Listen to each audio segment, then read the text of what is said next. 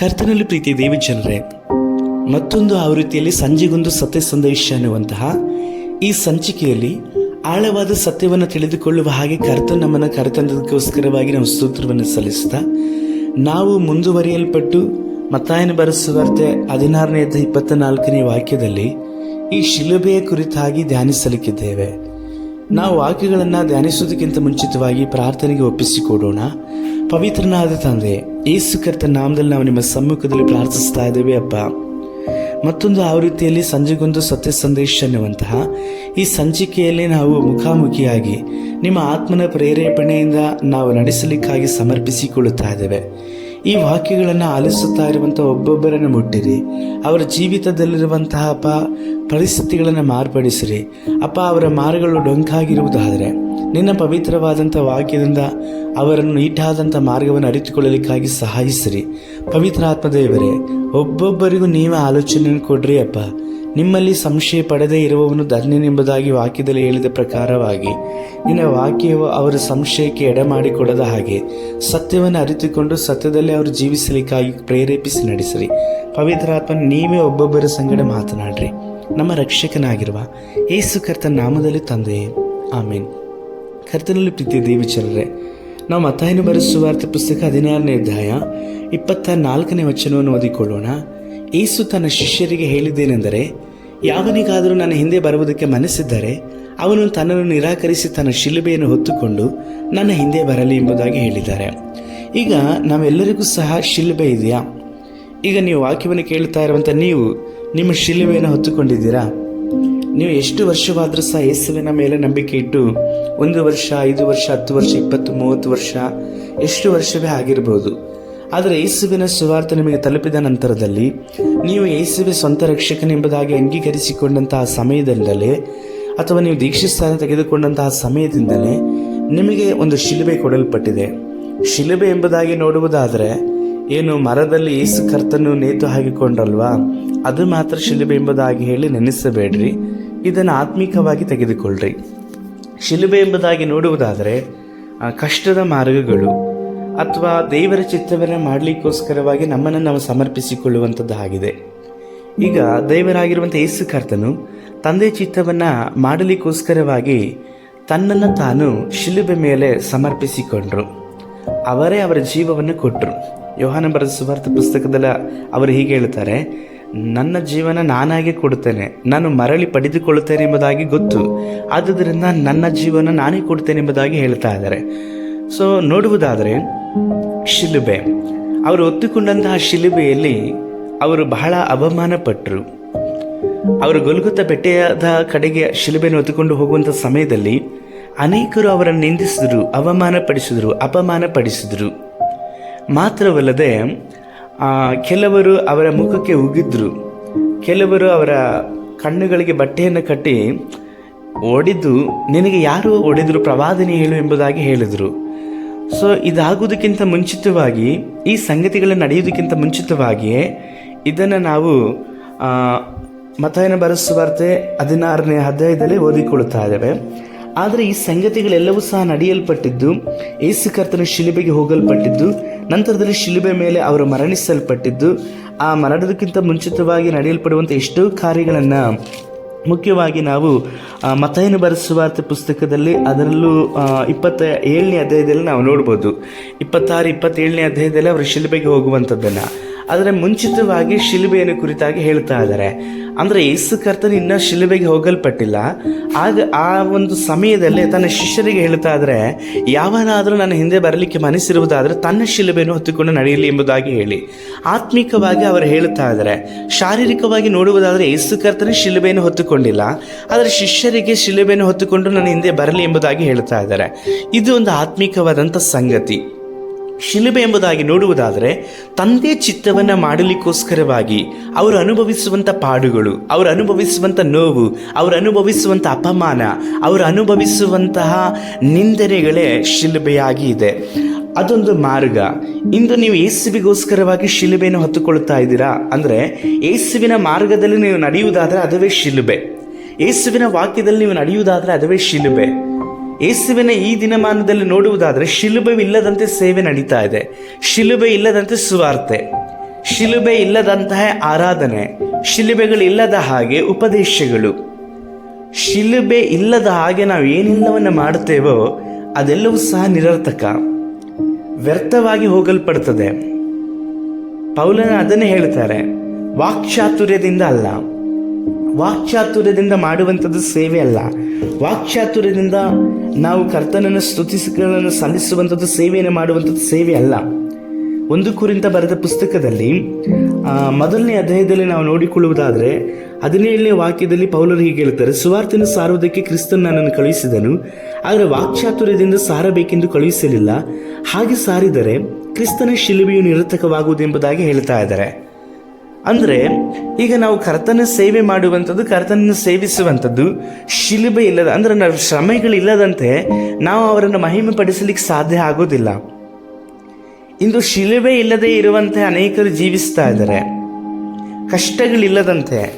ಈಗ ನೀವು ಸುವಾರ್ತೆನ ಒಬ್ಬರಿಗೆ ಸಾರುವುದಾದರೆ ಹೇಗೆ ಸುವಾರ್ತೆ ಸಾರ್ತೀರಿ? ನಿಮಗೆ ಒಳ್ಳೆಯದಾಗ್ತದೆ, ಬನ್ನಿರಿ, ದೆವ್ವಗಳು ಬಿಡುಗಡೆ ಆಗುತ್ತೆ, ರೋಗಗಳು ಸ್ವಸ್ಥತೆ ಆಗ್ತದೆ, ನೀವು ದೇವರು ನಿಮ್ಮನ್ನು ಬಹಳವಾಗಿ ಆಶೀರ್ವಾದ ಮಾಡ್ತಾರೆ ಎಂಬುದಾಗಿ ಹೇಳಿಲ್ಲ ಕರಿತೀರಿ. ಇದು ನಿಜವಾದಂಥ ಸುವಾರ್ತೆನಾ? ಇಂಥ ಸುವಾರ್ತೆ ಬೈಬಲಲ್ಲಿ ಯಾರಾದರೂ ಸಾರಿದಾರ ಆಲೋಚನೆ ಮಾಡ್ರಿ. ದೇವರಾಗಿರುವಂಥ ಯೇಸುವೆ ಆಗಲಿ, ಪೌಲನೇ ಆಗಲಿ ಇಂಥ ಸುವಾರ್ತೆಯನ್ನು ಸಾರಿದಾರ? ಯೇಸುವೆ ಹೇಳ್ತಾ ಇದ್ದಾರೆ, ನನ್ನ ಹಿಂದೆ ಯಾವನಿಗಾದ್ರೂ ಮನಸ್ಸು ಇರುವುದಾದರೆ, ನನ್ನ ಹಿಂದೆ ಬರೋದಕ್ಕೆ ಮನಸ್ಸಿರುವುದಾದರೆ ಅವನು ತನ್ನ ಶಿಲುಬೆಯನ್ನು ಹೊತ್ತುಕೊಂಡು ತನ್ನನ್ನು ನಿರಾಕರಿಸಲಿ ಎಂಬುದಾಗಿ ಹೇಳಿ. ಈಗ ನೀವು ಯೇಸುವನ್ನು ಹಿಂಬಾಲಿಸ್ತಾ ಇದ್ದಾರೆ ಎಂಬುದಾಗಿ ಹೇಳುವುದಾದರೆ ನಿಮ್ಮನ್ನು ನೀವು ನಿರಾಕರಿಸಬೇಕು. ನೀವು ಹಳೆ ಮನುಷ್ಯನಾಗಿ ಯೇಸುವನ್ನು ಹಿಂಬಾಲಿಸುವುದಾದರೆ ನೀವು ಯೇಸುವಿಗೆ ಪ್ರಿಯರಾಗಿ ಜೀವಿಸಲಿಕ್ಕೆ ಸಾಧ್ಯವಿಲ್ಲ. ನಿಮ್ಮ ಅವಶ್ಯಕತೆಗಳಿಗೋಸ್ಕರವಾಗಿ ಯೇಸುವನ್ನು ಹಿಂಬಾಲಿಸಬೇಡ್ರಿ. ಯೇಸುವಿನ ಚಿತ್ತವನ್ನು ಮಾಡಲಿಕ್ಕೋಸ್ಕರವಾಗಿ ಯೇಸುವನ್ನು ಹಿಂಬಾಲಿಸಿರಿ. ಯೇಸುವಿನ ಸ್ವರಕ್ಕೋಸ್ಕರವಾಗಿ ಯೇಸುವನ್ನು ಹಿಂಬಾಲಿಸಿರಿ. ಇಂದು ಅನೇಕರ ಅವಶ್ಯಕತೆಗಳಿಗೋಸ್ಕರವಾಗಿ ಯೇಸುವನ್ನು ಹಿಂಬಾಲಿಸ್ತಾ ಇದ್ದಾರೆ. ಹಾಗೆ ಅವಶ್ಯಕತೆಗಳು ಬೇಡ ಎಂಬುದಾಗಿ ಹೇಳಿ ನಾನು ಹೇಳ್ತಾ ಇಲ್ಲ, ಬದಲಾಗಿ ಯೇಸುವೆ ನಮಗೆ ಮುಖ್ಯ, ಆತನ ಶಿಲುಬೆಯೇ ನಮಗೆ ಮುಖ್ಯವಾದಂಥದ್ದು. ದೇವರ ವಾಕ್ಯದಲ್ಲಿ ನೋಡುವುದಾದರೆ ಅಪೊಸ್ತಲನಾದಂಥ ಪೌಲರು ಮುಂದುವರಿದು ಮಾತನಾಡ್ತಾರೆ, ಶಿಲುಬೆ ವಿಷಯವಾದ ಮಾತು ನಾಶನದ ಮಾರ್ಗದಲ್ಲಿರುವವರಿಗೆ ಹುಚ್ಚು ಮಾತಾಗಿದೆ, ರಕ್ಷಣೆಯ ಮಾರ್ಗದಲ್ಲಿರುವವರು ನಮಗಾದರೂ ದೇವರ ಶಕ್ತಿಯಾಗಿದೆ ಎಂಬುದಾಗಿ ಹೇಳಿ ಅದೇ 1 ಕೊರಿಂಥ ಪುಸ್ತಕದಲ್ಲಿ 1ನೇ ಅಧ್ಯಾಯದಲ್ಲಿ 18ನೇ ವಾಕ್ಯದಲ್ಲಿ ಹಾಗೆ ಹೇಳುತ್ತಾರೆ. ಇಂದು ಅನೇಕರು ಶಿಲುಬೆಯನ್ನು ಕುರಿತಾಗಿ ತಾತ್ಸಾರ ಮನೋಭಾವನೆ ಉಳ್ಳವರಾಗಿ ಇದ್ದಾರೆ. ಶಿಲುಬೆಯನ್ನು ಕುರಿತಾಗಿ ಅವರು ಧ್ಯಾನಿಸುವುದಿಲ್ಲ. ಇಂದು ನೀವು ಶಿಲುಬೆಯನ್ನು ಹೊತ್ತುಕೊಂಡಿದ್ದೀರಾ ಅಂದರೆ ಕರ್ತನ ಮಾರ್ಗದಲ್ಲಿ ನಡೀತಾ ಇದ್ದೀರಾ, ಕರ್ತನ ವಾಕ್ಯದಲ್ಲಿ ನಡೀತಾ ಇದ್ದೀರಾ. ಹಾಗೆ ನೀವು ನಡೆಯುವುದಾದರೆ ನಿಮ್ಮನ್ನು ನೀವು ನಿರಾಕರಿಸಿರಿ. ನೀವು ಹಿಂದಿನ ಜೀವಿತಕ್ಕೆ ಸತ್ತು ಹೋಗಿರಿ. ನೀವು ಶಿಲುಬೆಯನ್ನು ಹೊತ್ತುಕೊಂಡು ಆತನ ಮಾರ್ಗದಲ್ಲಿ ನಡೆಯುವುದಾದರೆ ನೀವಲ್ಲ, ಆತನು ನಿಮ್ಮೊಳಗಡೆ ನಡೆಯುವವರಾಗಿ ಇದ್ದಾರೆ. ಯೇಸು ನಿಮ್ಮೊಳಗಡೆ ನಡೀತಾರೆ ಮಾತ್ರವಲ್ಲದೆ ಅವರೇ ನಡೆಸಿಕೊಂಡು ತನ್ನ ತಂದೆಯ ಚಿತ್ತವನ್ನು ನೆರವೇರಿಸಲಿಕ್ಕೋಸ್ಕರವಾಗಿ ನಿಮ್ಮನ್ನು ಉಪಯೋಗಿಸ್ತಾರೆ. ಆ ಮಾರ್ಗದಲ್ಲಿ ಅನೇಕ ಪಾಡುಗಳನ್ನು ನೀವು ಅನುಭವಿಸಬೇಕಾಗ್ತದೆ. ಕೆಲವರು ನಿಮ್ಮನ್ನು ನಿಂದಿಸ್ತಾರೆ, ಅವಮಾನ ಪಡಿಸ್ತಾರೆ, ನಿಮ್ಮ ಬಗ್ಗೆ ಇಲ್ಲದನ್ನು ಅವರು ಕತೆ ಕಟ್ಟಿ ಹೇಳುತ್ತಾರೆ. ಆದರೆ ಇಲ್ಲಿ ಎಲ್ಲರದ ನಿಮಿತ್ತವಾಗಿ ನೀವು ಎದೆಗುಂದಿ ಹೋಗೋದಿಲ್ಲ. ಯಾಕಂದರೆ ನಿಮ್ಮ ಜೊತೆಯಲ್ಲಿ ಯೇಸು ಕರ್ತರು ಇರ್ತಾರೆ. ಯಾಕಂದರೆ ನಿಮಗಿಂತಲೂ ಮುಂಚಿತವಾಗಿ ಅವರೇ ಈ ಅವಮಾನಗಳೆಲ್ಲವನ್ನು ಸಹ ಅನುಭವಿಸಿ ಹೋದರು. ಅವರು ನಮಗೆ ಪ್ರತಿಯೊಂದು ವಿಷಯದಲ್ಲೂ ಮಾದರಿಯನ್ನು ಬಿಟ್ಟು ಹೋಗಿದ್ದಾರೆ. ಅವಮಾನದಲ್ಲೂ ಅಪಮಾನದಲ್ಲಿಯೂ ಕೆಲವರು ನಿಂದನೆಗಳನ್ನು ಮಾಡಿದಂಥ ಸಮಯದಲ್ಲೂ ಸಹ ಯೇಸು ಕರ್ತನು ಮೌನವಾಗಿ ಇದ್ರಲ್ವಾ? ಇಂದು ನೀವು ಮೌನವಾಗಿ ಇರಲಿಕ್ಕೆ ಸಾಧ್ಯವಾಗ್ತಾ ಇದೆಯಾ? ಒಬ್ಬರೇ ನಿಮ್ಮ ಬಗ್ಗೆ ಮಾತನಾಡುವುದಾದರೆ ಹಿಂದಿರುಗಿಸಿ ನೀವು ಮಾತನಾಡುವವರಾಗಿ ಇತ್ತು ಅಂದರೆ ನೀವು ಎಲ್ಲಿ ಶಿಲುಬೆಯನ್ನು ಹೊತ್ತುಕೊಂಡಿದ್ದೀರಿ? ನೀವು ಯೇಸುವನ್ನು ಹಿಂಬಾಲಿಸ್ತಾ ಇದ್ದೀರಿ ಎಂಬುದಾಗಿ ನಂಬಿಕೊಂಡಿದ್ದೀರಾ? ಇಲ್ಲ. ಒಬ್ಬನು ಮಾತನಾಡುವುದಾದರೆ ಮಾತನಾಡಲಿ ಬಿಡ್ರಿ. ಎಲ್ಲಿವರೆಗೆ ತನಕವಾಗಿ ಮಾತನಾಡ್ತಾರೆ? ಒಂದು ದಿನದಲ್ಲಿ ನೀವು ತಾಳ್ಮೆ ಉಳ್ಳವರಾಗಿತ್ತು ಅಂದರೆ ಖಂಡಿತವಾಗಲೂ ಕರ್ತನ ಅವರ ಮುಂದೆ ನಿಮ್ಮನ್ನು ಘನವಾಗಿ ಉಪಯೋಗಿಸುವವರಾಗಿ ಇದ್ದಾರೆ. ಆದುದರಿಂದ ಪ್ರಿಯ ದೇವರ ಮಕ್ಕಳೇ, ಮೋಸ ಹೋಗಬೇಡ್ರಿ. ಇಂದು ಶಿಲುಬೆ ಇಲ್ಲದಂತೆ ಉಪದೇಶಗಳಿರುವುದಾದರೆ ಅದು ವ್ಯರ್ಥ, ಅದು ಅವರಿಗೆ ಹುಚ್ಚು ಮಾತು. ಇದು ಲೋಕದವರಿಗೆ ಮಾತ್ರ ಅಲ್ಲ, ಇಂದು ಅನೇಕ ಸಭೆಗಳಲ್ಲಿ ಅನೇಕ ಸೇವೆಗಳಲ್ಲಿ ಶಿಲುಬೆ ಇಲ್ಲದಂತೆ ಸೇವೆ ನಡೀತಾ ಇದೆ. ಶಿಲುಬೆ ಇಲ್ಲದಂಥ ಉಪದೇಶಗಳು, ಕಷ್ಟಗಳಿಲ್ಲದೆ ಇರುವಂಥ ಉಪದೇಶಗಳು. ಬಂದರೆ ನಿಮಗೆ ಕಷ್ಟಗಳೇ ಇಲ್ಲ, ಬಂದರೆ ನಿಮಗೆ ಸಮಸ್ಯೆಗಳೇ ಇಲ್ಲ, ನೀವು ಬಡವರಾಗಿ ಇರೋದಿಲ್ಲ. ಕೆಲವರು ಈಗೂ ಸಹ ಮಾತನಾಡ್ತಾ ಇದ್ದಾರೆ, ನಿಮ್ಮನ್ನು ದೇವರು ಆಶೀರ್ವಾದ ಮಾಡಲಿಕ್ಕಾಗಿ ಐಶ್ವರ್ಯವಂತರನ್ನಾಗಿ ಮಾಡಲಿಕ್ಕಾಗಿ ಬಂದರು ಎಂಬುದಾಗಿ ಹೇಳಿ. ಯೇಸು ಕರ್ತ ನಮ್ಮನ್ನು ಐಶ್ವರ್ಯವಂತರಾಗಿ ಮಾಡ್ಲಿಕ್ಕಾಗಿ ಬಂದರು ನಿಜವೇ, ಆದರೆ ಯಾವ ಐಶ್ವರ್ಯವಂತರಾಗಿ? ಈ ಲೋಕದಲ್ಲಿ ಅಲ್ಲ, ಪರಲೋಕದಲ್ಲಿ ನಾವು ಐಶ್ವರ್ಯವಂತರಾಗಲಿಕ್ಕೋಸ್ಕರವಾಗಿ ಬಂದರು. ಹಾಗಾದ್ರೆ ಇಲ್ಲಿ ನಾವು ಬಡವರಾಗಿ ಇರಬೇಕಾ? ಇಲ್ಲ ಇಲ್ಲ. ದೇವರಾಗಿರುವಂಥ ಯೇಸು ಕರ್ತನೇ ಹೇಳ್ತಾರೆ, ಆವತ್ತಿನ ಕಾಟ ಆವತ್ತಿಗೆ ಸಾಕು. ಇಂದು ನಿಮ್ಮ ಅವಶ್ಯಕತೆಗಳು ಮುಗಿತಾ? ಈ ಅವಶ್ಯಕತೆಗಳನ್ನು ಒದಗಿಸಿಕೊಟ್ಟಂಥ ದೇವರು ನಾಳೆ ಅವರ ಚಿತ್ತವಿರುವುದಾದರೆ, ನೀವು ಬದುಕಿಕೊಳ್ಳುವುದಾದರೆ ನಾಳೆ ಅವಶ್ಯಕತೆಗಳನ್ನು ಸಹ ದೇವರಾಗಿರುವಂಥ ಯೇಸುವೆ ನಿಮಗೆ ಒದಗಿಸಿಕೊಡುವವರಾಗಿದ್ದಾರೆ. ಆದುದರಿಂದ ಮೋಸ ಹೋಗಬೇಡ್ರಿ. ಯೇಸುವಿನ ಮಾತುಗಳನ್ನು ಧ್ಯಾನಿಸ್ರಿ, ಅವರ ಆಲೋಚನೆಗಳು ನೋಡ್ರಿ. ಅಪೊಸ್ತಲನಾದಂಥ ಪೌಲನು ಒಂದು ಕಾಲದಲ್ಲಿ, ರೋಮಾಯರ ಕಾಲದಲ್ಲಿ ಚಕ್ರವರ್ತಿಯಾಗಿದ್ದಂತಹ ಮನುಷ್ಯ. ಅವರು ಎಲ್ಲವನ್ನ ಬಿಟ್ಟು ಯೇಸುವಿನ ಶಿಲುಬೆಯ ವಿಷಯವಾದಂತಹ ಈ ಸುವಾರ್ತೆಯನ್ನು ಸಾರಲಿಕ್ಕಾಗಿ ತಮ್ಮನ್ನು ತಾವು ಒಪ್ಪಿಸಿಕೊಂಡ್ರು. ಅವರು ಲಾಭವಾಗಿದ್ದಂತೆ ಎಲ್ಲವನ್ನು ಸಹ ಕಾಲಿನ ಕಸ ಎಂಬುದಾಗಿ ಹೇಳಿ ಬಿಸಾಡಲ್ಪಟ್ರು. ಇಂದು ಕಾಲಿನ ಕಸಕ್ಕೋಸ್ಕರವಾಗಿ ಎಷ್ಟು ಪ್ರಾರ್ಥನೆಗಳು ನಡೀತಾ ಇದೆ. ಇಂದು ಆಶೀರ್ವಾದಗಳಿಗೋಸ್ಕರವಾಗಿ ಎಷ್ಟು ಪ್ರಾರ್ಥನೆಗಳು ನಡೀತಾ ಇದೆ. ಕರ್ತನ ಪ್ರೀತಿ ದೇವರ ಜನರೇ, ನೀವೇ ಆಲೋಚನೆ ಮಾಡ್ರಿ. ಇಂದು ನಿಮ್ಮ ಆಲೋಚನೆಗೆ ಅನುಸಾರವಾಗಿ ನೀವು ನಡೀತಾ ಇದ್ದೀರಾ ಅಥವಾ ದೇವರ ಆಲೋಚನೆಗೆ ಅನುಸಾರವಾಗಿ ನಡೀತಾ ಇದ್ದೀರಾ? ದೇವರು ನಿಮಗೆ ಉಪದೇಶಿಸ್ತಾ ಇದ್ದಾರಾ? ದೇವರ ಸ್ವರವನ್ನು ನೀವು ಕೇಳುವವರಾಗಿ ಇದ್ದೀರಾ? ಪವಿತ್ರಾತ್ಮನನ್ನು ನೀವು ಇನ್ನೂ ಸಹ ಉಳಿಸಿಕೊಂಡವರಾಗಿ ಇದ್ದೀರಾ? ದೇವರ ವಾಕ್ಯೋಪದೇಶಗಳು ನಿಮಗೆ ಮಾತನಾಡ್ತಾ ಇದೆಯಾ? ಹಾಗೆ ಮಾತನಾಡುತ್ತಾ ಇರುವುದಾದರೆ ನೀವು ಶಿಲುಬೆ ಮಾರ್ಗದಲ್ಲಿ ಇದ್ದೀರಿ. ಈ ಶಿಲುಬೆ ಮಾರ್ಗದಲ್ಲಿ ಇರುವಂತವರಿಗೆ ದೇವರ ಸಹಾಯ ದೊರಕಲ್ಪಡ್ತದೆ. ಶಿಲುಬೆ ಮಾರ್ಗದಲ್ಲಿ ಇರುವಂತವರಿಗೆ ಆತ್ಮನ ಸಹಾಯ ದೊರಕಲ್ಪಡ್ತದೆ. ಈ ಶಿಲುಬೆ ಮಾರ್ಗದಲ್ಲಿ ಇರುವಂತವರಿಗೆ ಯೇಸು ಕರ್ತನ ಆದರಣೆ ಉಂಟಾಗಲ್ಪಡ್ತದೆ. ಅವರು ಶಿಲುಬೆಯನ್ನು ಹೊತ್ತುಕೊಂಡು ಹೋಗುವಂತ ಸಮಯದಲ್ಲಿ ಇತರ ಜನಗಳೆಲ್ಲರೂ ಸಹ ಅವರನ್ನು ಅವಮಾನಿಸಿದ್ರು, ನಿಂದಿಸಿದ್ರು, ಅಪಮಾನ ಮಾಡಿದ್ರು ನಿಜವೇ. ಆದರೆ ಪವಿತ್ರಾತ್ಮನ ಮಾತ್ರವಲ್ಲ, ತಂದೆಯವರ ಜೊತೆಯಲ್ಲಿ ಇದ್ರು. ಆ ಶಿಲುಬೆಯನ್ನು ಹೋಗುವುದಕ್ಕಿಂತ ಮುಂಚಿತವಾಗಿಯೂ ಸಹ ಅವರು ರಾತ್ರಿಯ ಪ್ರಾರ್ಥನೆಯಲ್ಲಿ ಬಹಳವಾಗಿ ಸೋಲಲ್ಪಟ್ರು, ಬಹಳವಾಗಿ ಕಣ್ಣೀರಿಟ್ರು. ಅವರ ಬೆವರು ರಕ್ತದ ಹಾಗೆ ಅಲ್ಲಿ ಇಳಿಯಲ್ಪಡ್ತು ಎಂಬುದಾಗಿ ನಾವು ನೋಡುತ್ತೇವೆ. ಅಲ್ಲಿ ದೇವದೂತರುಗಳು ಬಂದು ಅವರನ್ನು ಸತ್ಕರಿಸಿದ್ರು, ಅವರನ್ನು ಬಲಪಡಿಸಿದ್ರು, ಅವರನ್ನು ಸಮಾಧಾನ ಪಡಿಸಿದ್ರು. ಯಾಕೆ ಗೊತ್ತಾ? ಅವರು ಶಿಲುಬೆ ಮಾರ್ಗದಲ್ಲಿ ಹೋಗಬೇಕಾಗಿತ್ತು. ಶಿಲುಬೆ ಮಾರ್ಗದಲ್ಲಿ ಹೋಗುವಂತವರಿಗೆ ದೇವದೂತರುಗಳ ಸಹಾಯವು, ಪವಿತ್ರಾತ್ಮನ ಬಲವು, ತಂದೆಯ ಒಂದು ಪ್ರೀತಿಯು, ಯೇಸು ಕರ್ತನ ಆಧರಣೆಯು ದೊರಕುವಂಥದ್ದಾಗಿ ಇದೆ. ಇಂದು ನೀವು ಯೇಸುವಿನ ನಿಮಿತ್ತವಾಗಿ ಒಂದೊಂದು ಪಾಠಗಳನ್ನು ಪಡುವುದಾದರೆ ನಿಜವಾಗಿಯೂ ದೇವರಾದ ಕರ್ತ ನಿಮಗೆ ಆದರಣೆ ಕೊಡ್ತಾರೆ. ನಿಮಗೆ ದೇವರಾಗಿರುವಂಥ ಯೇಸುವೆ ನಿಮಗೆ ಸಹಾಯ ಮಾಡುವವರಾಗಿರ್ತಾರೆ. ಯೇಸುವಿನ ನಿಮಿತ್ತವಾಗಿ ನೀವು ಅವಮಾನವನ್ನ ಪಡ್ತಾ ಇದ್ದೀರಾ? ಯೇಸುವಿನ ನಿಮಿತ್ತವಾಗಿ ಜನಗಳು ನಿಮ್ಮ ಬಗ್ಗೆ ಸುಳ್ಳಾದಂಥ ಕಥೆಗಳನ್ನು ಕಟ್ತಾ ಇದ್ದಾರಾ? ಅಥವಾ ಇತರ ಸೇವಕರು ನಿಮ್ಮನ್ನ ಮನವನ್ನೊಯಿಸ್ತಾ ಇದ್ದಾರಾ? ಅಥವಾ ಇತರ ದೈವ ಮಕ್ಕಳು ನಿಮ್ಮನ್ನ ಮನನೊಯಿಸ್ತಾ ಇದ್ದಾರಾ? ಒಂದನ್ನು ತಿಳಿದುಕೊಳ್ಳ್ರಿ, ಅವರು ಯೇಸುವನ್ನ ಅರಿತಿದ್ರು ಸಹ ಶಿಲುಬೆ ಮಾರ್ಗವನ್ನು ಬಿಟ್ಟಿದ್ದಾರೆ ಎಂಬುದಾಗಿ ತಿಳಿದುಕೊಳ್ಳ್ರಿ.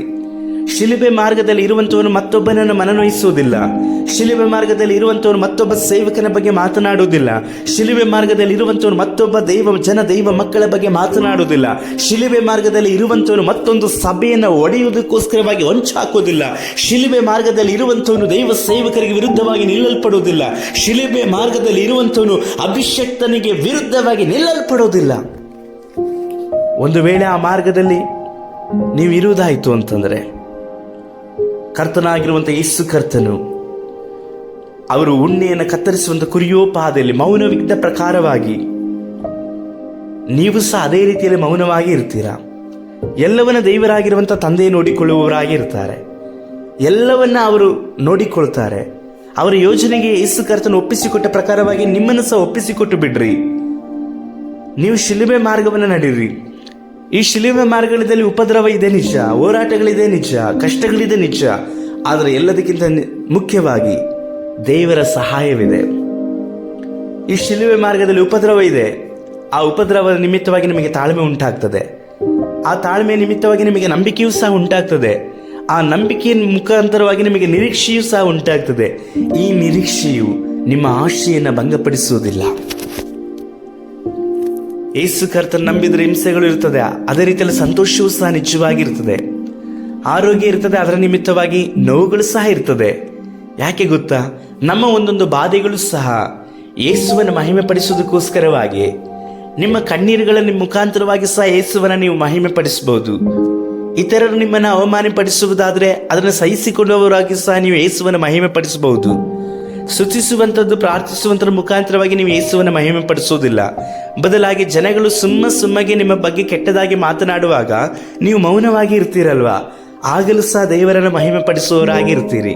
ನನ್ನ ಮಗಳು, ನನ್ನ ಮಗಳು, ನನ್ನ ದಾಸ, ನನ್ನ ದಾಸಿ, ಅವರ ಬಗ್ಗೆ ಕೆಟ್ಟದಾಗಿ ಕೀಳಾಗಿ ಮಾತನಾಡಿದ್ರು ಸಹ ನನ್ನ ಹಾಗೆ ಅವರು ಸಹಿಸಿಕೊಂಡಿದ್ದಾರೆ. ಅವರ ನ್ಯಾಯವನ್ನು ನಾನೇ ಸ್ಥಾಪನೆ ಮಾಡ್ತೇನೆ ಎಂಬುದಾಗಿ ಹೇಳಿ ಕರ್ತನ ತಕ್ಕ ಸಮಯದಲ್ಲಿ ನಿಮ್ಮನ್ನು ಯಾರು ಹೀಯಾಳಿಸಲ್ಪಟ್ಟರು ಅವರ ಮುಂದೆ ನಿಮ್ಮ ತಲೆ ಎತ್ತುವ ಹಾಗೆ ಮಾಡುವವರಾಗಿ ಇದ್ದಾರೆ. ಕರ್ತ ನಿಮ್ಮನ್ನು ಬಹಳವಾಗಿ ಉಪಯೋಗಿಸಲ್ಪಡ್ತಾರೆ. ನಿಜವಾಗಿ ದೇವರು ನಿಮ್ಮನ್ನು ಶಕ್ತವಾಗಿ ಮಾರ್ಪಡಿಸಲ್ಪಡ್ತಾರೆ. ನನ್ನ ಬೆಳೆಸಲ್ಪಟ್ಟಂಥ ಆತ್ಮಿಕ ತಂದೆಯನ್ನು ನೋಡುವಾಗ ಅವರ ಬಗ್ಗೆ ಒಂದು ಕಾಲದಲ್ಲಿ ಅನೇಕ ಸೇವಕರುಗಳು ಕೆಟ್ಟದಾಗಿ ಇಲ್ಲದನ್ನು ಹೇಳಿದ್ರು. ಕೆಲವೊಂದು ಸಮಯದಲ್ಲಿ ನನ್ನನ್ನು ಕುರಿಸಿಕೊಂಡು 1 ದಿವಸ 2 ದಿವಸಗಳ ತನಕವಾಗಿ ಅವರ ಬಗ್ಗೆ ಉಪದೇಶ ನೀಡಿದ್ರು, ನಿಮ್ಮ ಪಾಸ್ಟರ್ ಹಾಗೆ ಹೀಗೆ ಎಂಬುದಾಗಿ ಹೇಳಿ. ಆದರೆ ನನ್ನ ಆತ್ಮಿಕ ತಂದೆ ಅವರು ಇಷ್ಟು ದೇವರಲ್ಲಿ ವೈರಾಗ್ಯ ಉಳ್ಳವರಾಗಿದ್ದರು ಎಂಬುದಾಗಿ ನನಗೆ ಚೆನ್ನಾಗಿ ಗೊತ್ತು. ಆದರೆ ಅವರ ಬಗ್ಗೆ ಯಾರ್ಯಾರೆಲ್ಲರೂ ಮಾತನಾಡಿದ್ದಾರೋ ಇಂದು ಅವರನ್ನು ನೋಡುವುದಾದರೆ, ಇಂದು ನನ್ನ ಆತ್ಮಿಕ ತಂದೆ ನೋಡುವುದಾದರೆ ದೇವರು ಘನವಾಗಿ ಅವರನ್ನು ಉಪಯೋಗಿಸುವವರಾಗಿದ್ದಾರೆ. ಯಾಕೆ ಗೊತ್ತಾ? ಅವರು ಶಿಲುಬೆ ಮಾರ್ಗದಲ್ಲಿ ನಡೆಯಲ್ಪಟ್ಟರು. ಅವರಿಗೆ ಬಂದೊದಗಿದಂತಹ ಎಲ್ಲ ಅವಮಾನಗಳು, ಎಲ್ಲ ನಿಂದನೆಗಳನ್ನು ಅವರು ಸಹಿಸಿಕೊಂಡ್ರು. ಈಗ ಅವರು ದೇವರಿಂದ ಘನವಾಗಿ ಉಪಯೋಗಿಸಲ್ಪಡ್ತಾ ಇದ್ದಾರೆ. ಕರ್ತನಲ್ಲಿ ಪ್ರೀತಿ ದೇವಜನರೇ, ನಿಮ್ಮನ್ನು ಸಹ ದೇವರು ಘನಪಡಿಸಲಿಕ್ಕೆ ಶಕ್ತರು. ಆದರೆ ಶಿಲುಬೆಯ ಮಾರ್ಗವನ್ನು ಬಿಟ್ಟು ಕೊಡಬೇಡ್ರಿ. ನಿಮಗೆ ಎಂಬುದಾಗಿ ಹೇಳಿ ದೇವರು ಶಿಲುಬೆಯನ್ನು ಕೊಟ್ಟಿದ್ದಾರೆ. ನಿಮಗೆ ಎಂಬುದಾಗಿ ಹೇಳಿ ಕಷ್ಟಗಳು ಇದೆ. ಯೇಸುವನ್ನು ಮಹಿಮೆ ಪಡಿಸಲಿಕ್ಕಾಗಿ ಹೋಗುವಂಥ ಸಮಯದಲ್ಲಿ ಕೆಲವೊಂದು ತೊಡಕಾದಂಥ ಕಾರ್ಯಗಳು, ಕೆಲವೊಂದು ಸಮಸ್ಯೆಗಳು, ಕೆಲವೊಂದು ನೋವುಗಳನ್ನು ನೀವು ಅನುಭವಿಸಲೇಬೇಕು. ನೀವು ಅನುಭವಿಸಲ್ಪಡುವಂಥ, ನೀವು ಹೋಗುವಂಥ ಮಾರ್ಗದಲ್ಲಿ ಇತರರು ನಡೆಯಲಿಕ್ಕೆ ಸಾಧ್ಯವಿಲ್ಲ. ಇತರರು ಇರುವ ಹಾಗೆ ನೀನು ಸಹ ನಡೆಯಲಿಕ್ಕೆ ಸಾಧ್ಯವಿಲ್ಲ. ಹಾಗಾಗಿ ಇತರರನ್ನು ನೋಡಿ ನೀನು ಹೊಟ್ಟೆ ಕಿಚ್ಚುಪಟ್ಟು ಅವರು ಹಾಗೆ ಇದ್ದಾರೆ, ನಾನು ಹೀಗೆ ಇದ್ದೇನೆ ಎಂಬುದಾಗಿ ಹೇಳಿ ಮನನೊಂದುಕೊಳ್ಳಬೇಡ. ನಿನಗೊಂದು ಮಾರ್ಗವನ್ನು ದೇವರು ಸಿದ್ಧಪಡಿಸಿದ್ದಾರೆ. ಆದರೆ ಆ ಕಡೆಯ ಮಾರ್ಗ, ಅದರ ಗುರಿ ಯೇಸುವೇ ಆಗಿರ್ತಾರೆ. ಇತರರಿಗೂ ಸಹ ದೇವರು ಒಂದು ಮಾರ್ಗವನ್ನು ಸಿದ್ಧಪಡಿಸಿದ್ದಾರೆ. ಅವರ ಕಡೆಯ ಗುರಿಯೂ ಸಹ ಯೇಸುವೇ ಆಗಿರ್ತಾರೆ. ನೀನು ಓಡಿದ ಹಾಗೆ ಮತ್ತೊಬ್ಬನು ಓಡಲಿಕ್ಕೆ ಸಾಧ್ಯವಿಲ್ಲ, ಮತ್ತೊಬ್ಬನು ಓಡಿದ ಹಾಗೆ ನೀವು ಓಡಲಿಕ್ಕೆ ಸಾಧ್ಯವಿಲ್ಲ. ಪ್ರತಿಯೊಬ್ಬೊಬ್ಬರಿಗೂ ಸಹ ದೇವರಾಗಿರುವಂಥ ಯೇಸು ಕರ್ತನು ಒಂದು ಶಿಲುಬೆಯನ್ನು ಕೊಟ್ಟಿದ್ದಾರೆ. ಅದರ ಅನುಸಾರವಾಗಿ ನಾವು ನಡೆಯಬೇಕು. ಆ ನಿಮಿತ್ತವಾಗಿ ಅವರನ್ನು ನಾವು ಮಹಿಮೆ ಪಡಿಸಬೇಕಾಗಿದೆ. ಯೇಸುವನ್ನು ನಂಬಿದರೆ ಸಂತೋಷ ಮಾತ್ರ ಅಲ್ಲ, ದುಃಖವೂ ಸಹ ಇರ್ತದೆ.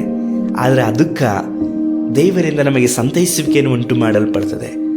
ದೇವರ ನಮ್ಮನ್ನು ಬಹಳವಾಗಿಯೂ ಪ್ರೀತಿ ಮಾಡಿ ಸಂತೈಸಲ್ಪಡ್ತಾರೆ.